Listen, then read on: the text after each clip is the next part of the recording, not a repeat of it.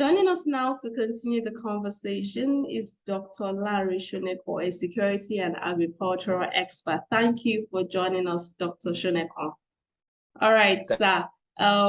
Very quickly, before we move into the issue of agriculture, flooding, and food insecurity in Nigeria, I'm sure you're aware of the threat that was sent to Nigeria on the 23rd of October in regards to terrorism and planned attacks on several parts of the country, particularly in the Federal Capital Territory. When you got this information, how did you react to it as a security, expert and analyst? Okay, thank you. Well, security is all about intelligence gathering. It's all about response to quick information and using every possible means and strategic with strategic planning and implementation.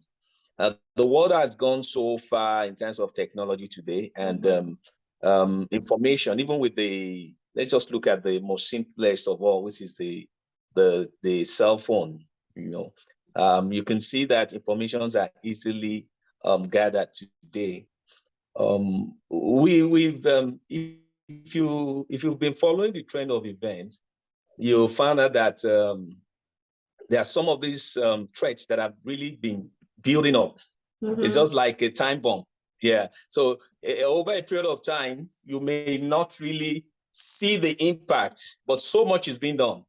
These guys did not just wake up a day. They've been fighting for a cause which they believe in, and they've been using every means and medium to push the government to a point. Well, we'll say on our part, there's a lot that's been done. We're seeing the combined forces, both the Nigerian Army, Navy, Air Force, and even the Nigerian police, who are responsible for the civil ends and the capital of the nation as a whole. So we will, to my point, I think the threat has been ongoing, and it has also increased. There's a lot of loose end. That's the first thing I want to look at. The loss of loose end. And in terms of our intelligence gathering, there have been a lot of lapses. You imagine some of the incidents that have happened, like the outbreak of the prison yard where they kept the Boko Haram. Yeah. That is quite really, it's a big slap on us. But then, who are we going to blame? There's so much that we can't really put together. I'm trying to see where the issues are. Many times during the budget allocation, we put so much into security. So many funds have really gone in for various equipment, weapons, and all that to fight this crime. But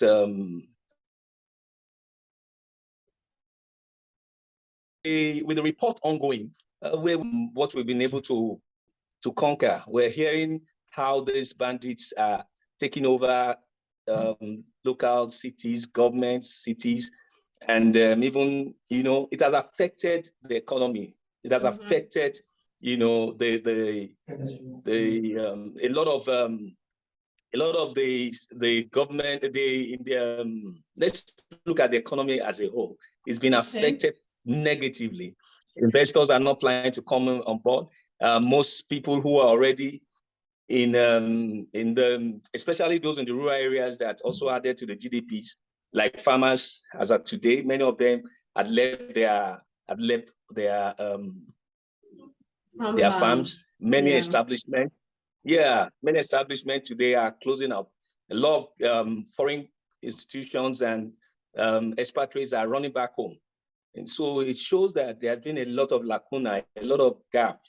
And we need to reassure the citizen. We need to assure Nigeria, because the method and means of this of the activities that are ongoing right now is quite alarming. I just lost a colleague. I got the news this morning. of someone who was kidnapped. He was just kidnapped on his way from Abuja. So, I mean, I can't imagine. My condolences. And last week they said, yeah, we're told to bring 100 million. I Wow. imagine the young man who's just trying to, so he's an accountant, trying to survive and trying to put his best into the economy of the state. And how would they negotiated up to 10 million. Gathering that fund, we just got the news this morning that he's been killed. You know, so the way we waste life, and this is just one out of millions.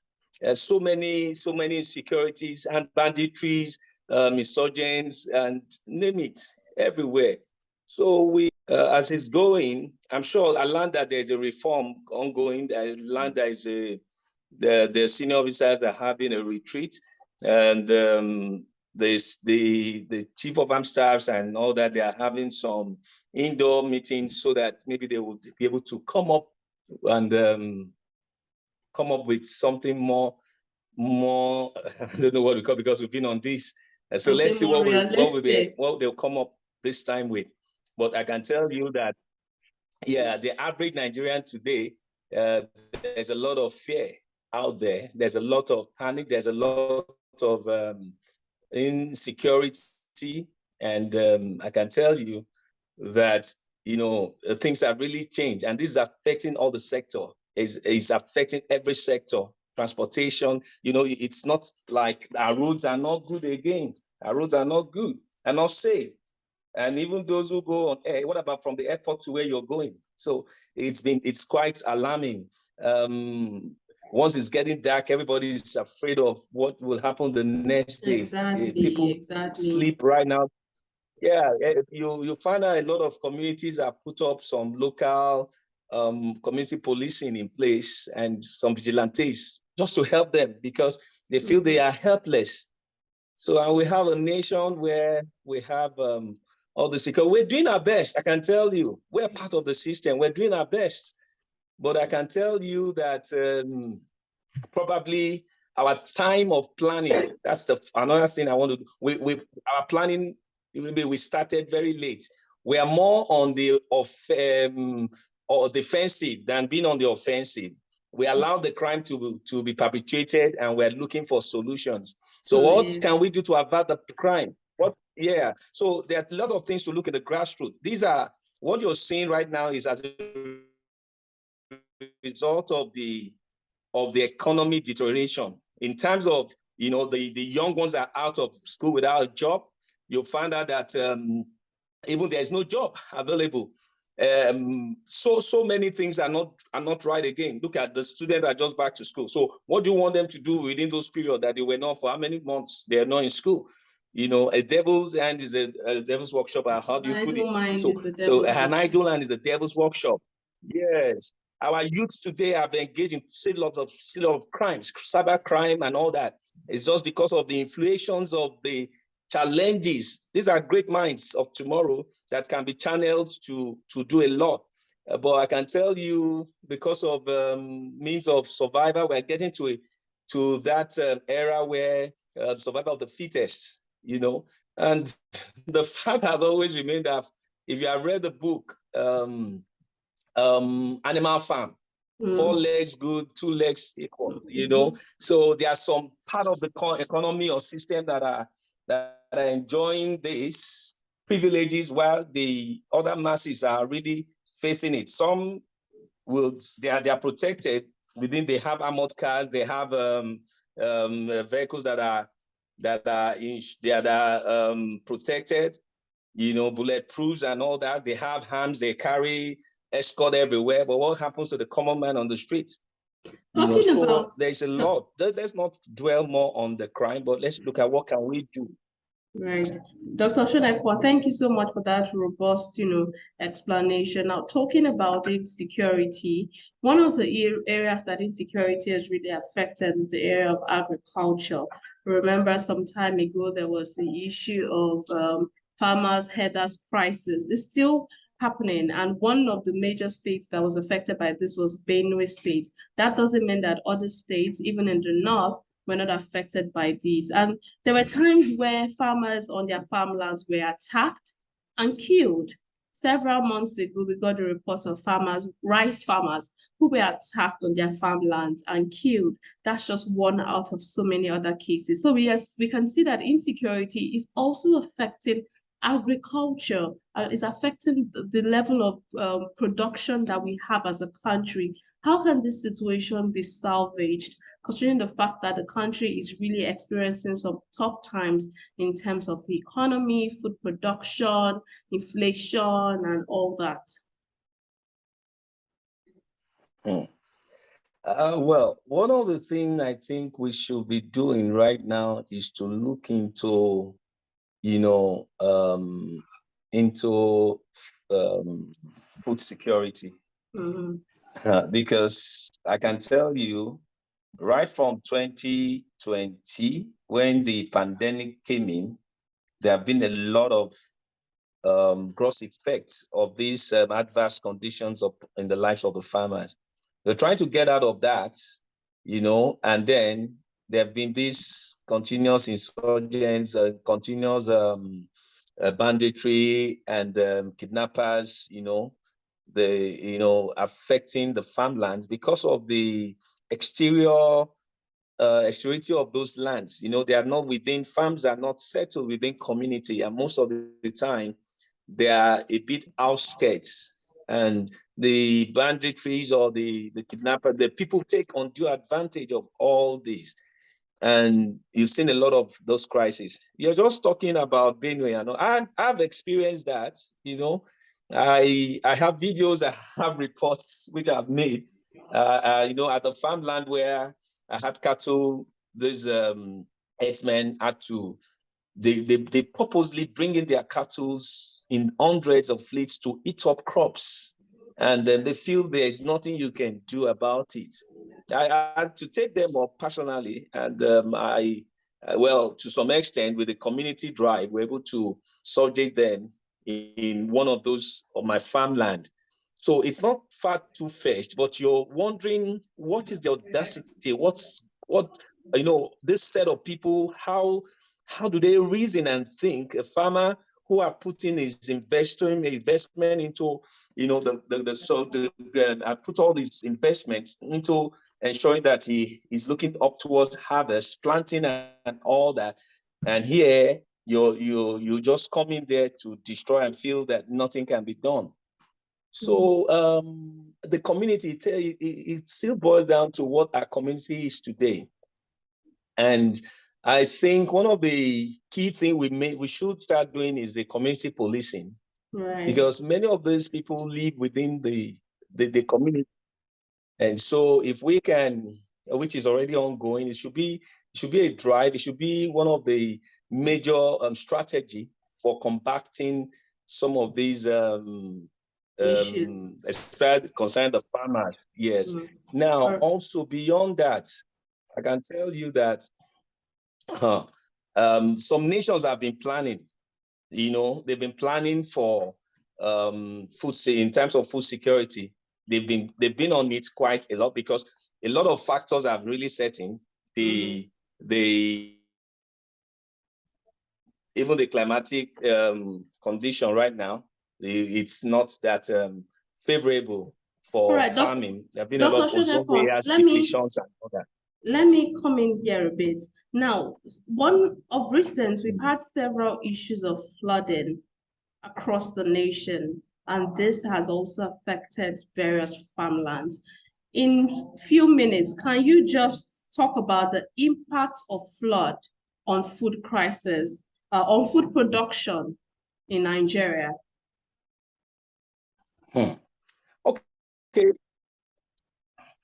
Okay, I just want to measure on these few points. One, the concern will be on food availability.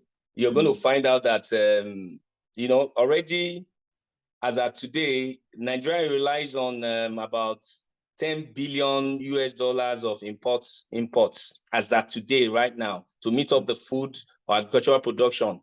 So there's a shortfall already. And mostly when you talk about produce, mostly the rice, the poultry, the fish, which is sort of our protein.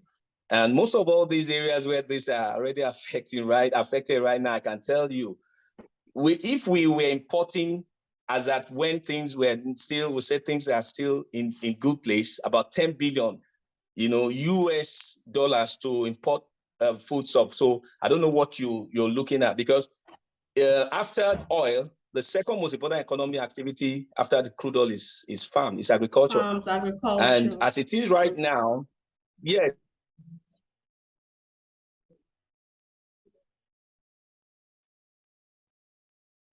Are you there, Dr. Shuneko? As wasn't the case. As of farm crops, yes, please. Yes, please. All right. So just like I said, most of the farm settlements have been eroded. Livestock and seedling stores have been eroded. These are reduced even harvests, of crops. Many of them are looking forward to that. And as at today, it's going to affect even the next planting section, because there would all the food storage. There's so many things that the impact of this flood, has affected. Let's look at the aquatic and the fish farming also, because they are not spared at all. Right. As it is right now, many of the fishes are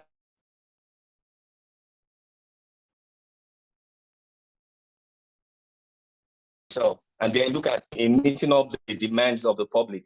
So there'll be challenge on access to food.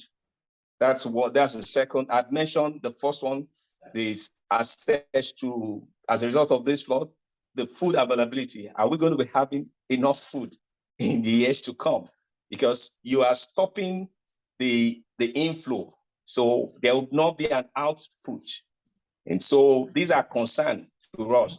I've also looked at the access to those food as of today. There's so many, I don't want to go down to, many of the statistics, but major crops that we're looking at comes from most of these areas: beans, rice, cashew nuts, cassava, coconut, beans, granules, all those cocoa nuts, all these cocoa, they all come maize, especially all the cereals. They come from this particular area. So as it is right now, I can tell you that the water are taking about 65% of the total cultivated area, as at the report that came to us, of recent. So I want us to look at some of these concerns. It goes beyond just the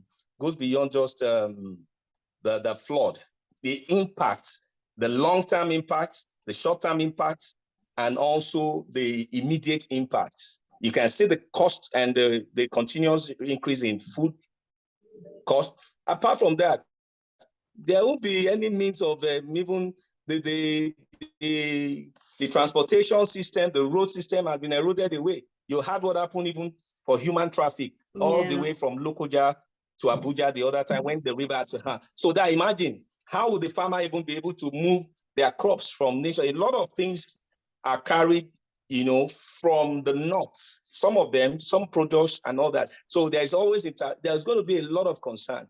In terms of the rail systems are not too adequate for long distance. We don't have them across to the north, to the south, to the east. And the road we're complaining right now, some of them have been eroded away. And which other system that flying through? It's very important at this time for the federal government to look into all of the sectors, because these are like the major issues in terms of agriculture and production. And if all of these things can be looked into, things will be better in the agricultural sector, from what you've explained so far, I believe. Yes, but not just the federal. It's even the state, the grassroots, the local government, the state governments, the local governments, every arm of the government, they have to come up at this time. Okay. Those who are in charge to help us to look into sustainability. This is the time they need them. Okay. What next? Let's not get to the period of Pharaoh where food became a cry, where people start selling, everything they have for food. I want to get to that position. I want to hope we don't get there. Because of our time, we'd have to wrap up the conversation here with you today. but we'll make sure to pick it up some other time and, to share and to know more from your wealth of knowledge. Thank you so much, Dr. Shonekon, for joining us and for sharing your thoughts with us. Thank you. It's a privilege to be here. Right. Thank you. It's a privilege. Enjoy the rest of your day. Bye-bye. Yeah, bye. Yes, bye. Yeah, thank you. And that's why we call it a wrap. Remember to follow us across our social media platforms at High Impact Studios and High Impact TV. I am Sarah Unswanza. Bye.